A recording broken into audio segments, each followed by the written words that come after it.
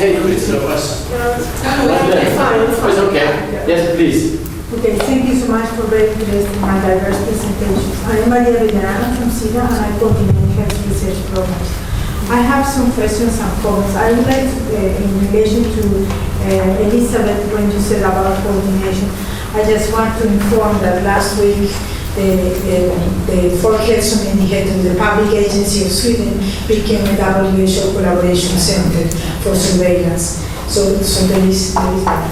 I think many of you have touched upon what can be done in low-income countries, and I would like to mention the role that development cooperation could play in that. But it is not just evident; it's not only support to research. But I think that in the same way as HIV was mainstream in many programs many years ago, I think antimicrobial resistance can be mainstream. I work at SIDA and AMR is not mainstream in agricultural programs, and everybody sees it as a problem of health, not an environment in agriculture. And I would like to finish by saying that when we talk about resilience, very often AMR comes in the resilience issue. And there are things that we can do. For example, in relation to animal care, we can already ban the use of any new antibiotic discovered should be already banned in the use of animals.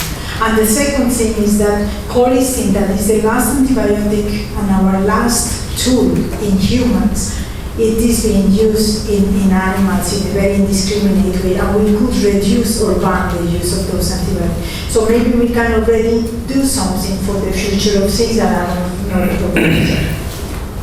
Elizabeth, do you want to comment on it, or? I just want to maybe just say something about, move on to some next question. Anyone else want to comment on Paul? I have a new question. Is a new question, or? A new question. Should we respond? Yeah, if you have a comment to the reflection. Yeah, I think, banning is good. It's logic that you do say to save some drugs for humans. But here we are dealing with low-income countries with weak governance, and so regulations are not that easy to implement, as you say. But in principle, of course, you're right. Lisa, you reacted again. Yes, I just wanted to maybe say something about the veterinary medicinal products, the regulation within EU, which are under discussions and negotiated for the moment. It's been going on for a while and it will continue to go on, but from a Swedish perspective, it's very important to drive regulations on group treatment and a ban on group treatment, for instance. So I think that's what we are trying to do on a very concrete and actual level within the EU for the moment. A new question from the audience? Yeah, my name is Steve Pecky. I'm from Michigan State University in the U.S. and I have a question for me.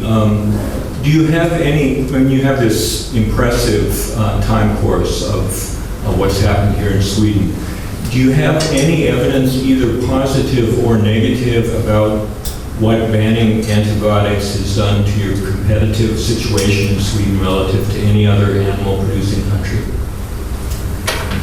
Well, it has taken a long time, but now the last few years, when this has become a hot topic, we have a much better price for slaughterhouses in Sweden than they do out in Europe. It's a big difference. So now finally it's taking almost 35 years, but So it's moving in the right direction. So yes, the consumers are starting to appreciate your effort and are paying more for the pork, for the meat. Right. And I think that's a very important aspect, as we heard before here, that we have to tackle AMR from both the economical, social and environmental sustainable aspects, so to speak. And I think it was last year that the World Bank made this survey, or this came out with this report regarding, as you're mentioning here, the economical side of it. And I think the Swedish example with the Swedish piglets, which are growing best in the whole EU, I think, without any AMR. But So all of you, the economical example. all of you, what do you think about consumers' preferences on this as a driving force for creating new systems? Any one of you want to reflect on that? Consumers, the role of the consumer. You want? Certainly, I think it's extremely important, and we've seen some very, in the last 12 months, we've seen some flips, particularly in North America and the United States, because of consumers. And certain products or certain houses, fast food or restaurants, announcing, using it almost as a, hopefully for health, but also maybe for publicity and getting that consumer. We don't use antibiotics, we don't, so I think that is definitely consumer driven. Yes? It's of course important with consumer-driven choices, but we cannot rely on consumers because consumers around the world are not there. In general, there's lots of people that don't understand these issues, and they don't know what it means to buy meat from this place or from that place. But decision makers, politicians, they know or should know, and thereby that puts a stronger responsibility on those who actually do it.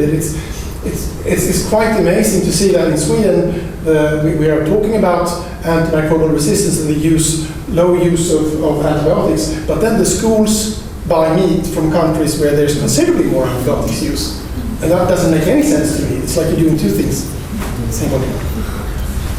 No, I think the ongoing debate in Sweden, and I think that's very important that we have the same criteria when we buy or import foods as we have on the farmers within Sweden, for instance. So But that is a very complicated question. How do you create a global framework, a global legislative framework? It's one health, it's one market also. So how can you get common rules globally for how to handle, for example, banning growth promoting antibiotics on a global market? Is there any outlook that it can be possible? And I think there's another two issues there. One is how do you assure it? So, how does a consumer know? We know, for example, there's been a huge growth in organic farming and organic products in many developing countries, a lot of which is purely in response to the concern of middle-class consumers. But what we find is that these organic schemes, or when you actually look at what's happening on the ground, they're not organic, they're just an organic label. So that's the whole question of how you actually can assure and certify. And then the other thing which has come up several times, that when there are governance challenges, banning is a very important first step, but it's not enough. And again, we see the example in Vietnam where all pig food contains antibiotics. However, growth promoters have been banned there for many years, and yet a recent survey found that 7,000 kilograms of growth promoters are imported every year and used in pigs. And no one knows where it goes. And nobody knows where it's going. But obviously, in this case, banning was not enough to solve the problem. Time is running. More questions final question from the audience? Yes, it's there, right?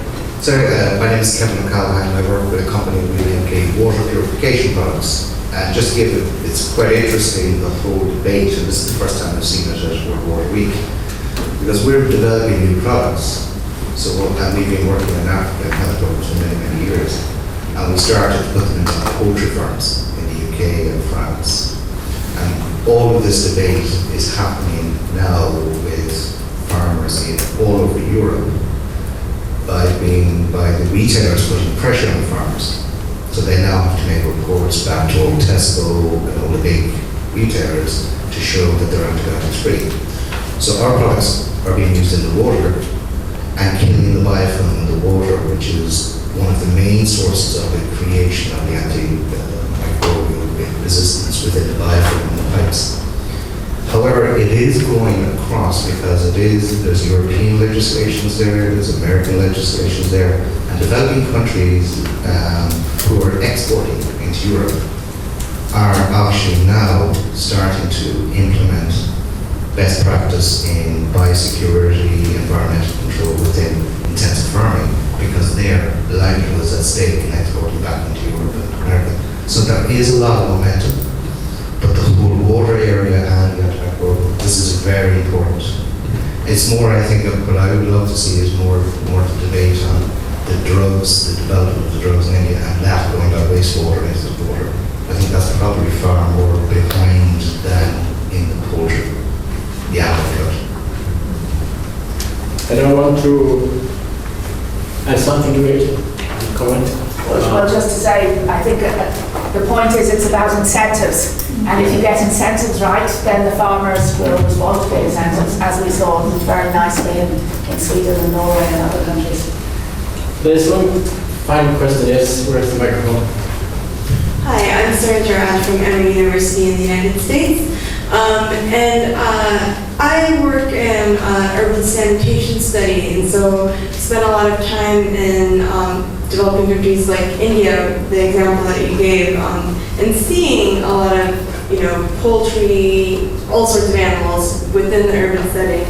And I was curious, you mentioned a lot of the good practices, regulation, hygiene, to kind of help mitigate these risks, but also in terms of, I guess, livestock within the urban setting that might be there. What might be maybe a short-term kind of way to mitigate how some of this contamination is getting into the environment that's outside of, because I focus on the public health side, sort of the urban sanitation and the sewage system. So I don't know if you have any thoughts on that.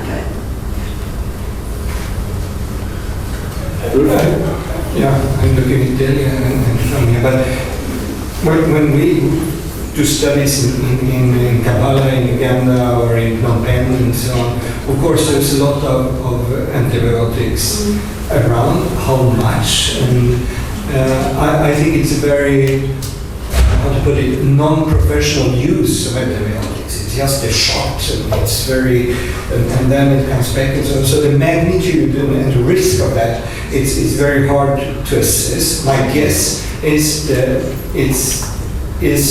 it's the larger units that use the most, because they use it more consistently. And so on. We have studies in Northern Thailand comparing larger intensive things with smallholders, and the multi-resistant bacteria is far more common in the larger operations. And so we shouldn't neglect the ones that you are saying, but I think my guess is that it's the larger intensive ones that are contributing the most. That is my guess. I mean, as practical advice, I would say just don't keep chickens under your bed.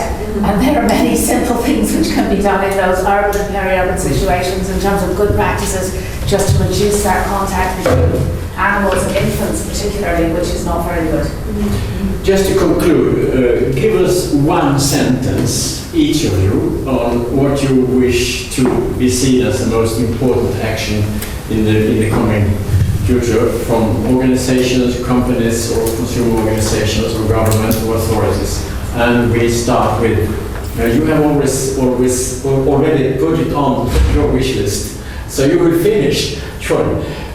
Just one sentence, what you think is most important. Governance. Governance, all right?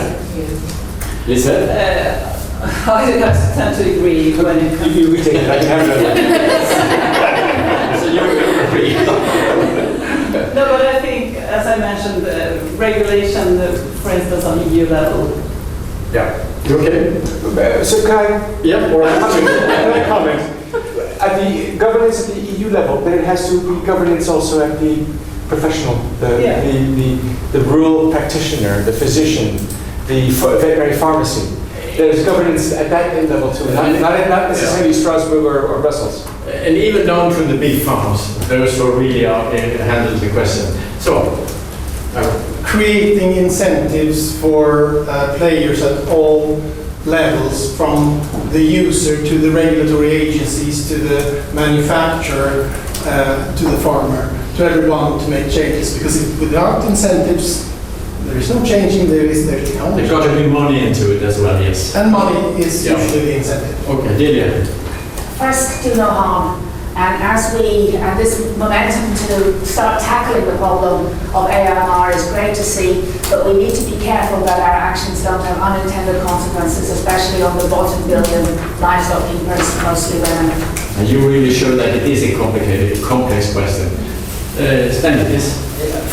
Looking at where I'm coming from, I think awareness and communication is very, very important, because from those from rural areas, people actually consume some of these products, not really understanding what has been put there, especially the antibiotics that have been given to those areas. So if people can be aware, they can pressurize the state, they can pressurize the farmers actually to limit the use of that.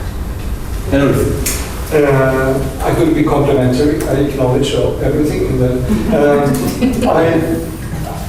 I think incentives for the expansion of the farmers in low-income countries, and because I think that group is hard to reach, and it's important that we don't do unintended things for what is it. And then you might just want to repeat your last slide. Well, make it profitable to keep animals a good way. Don't make them bankrupt by importing too much meat from countries where they don't keep them as well.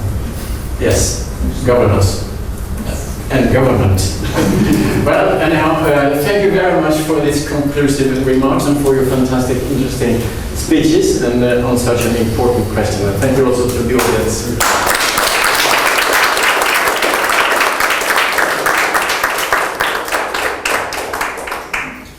For your patience, according to time.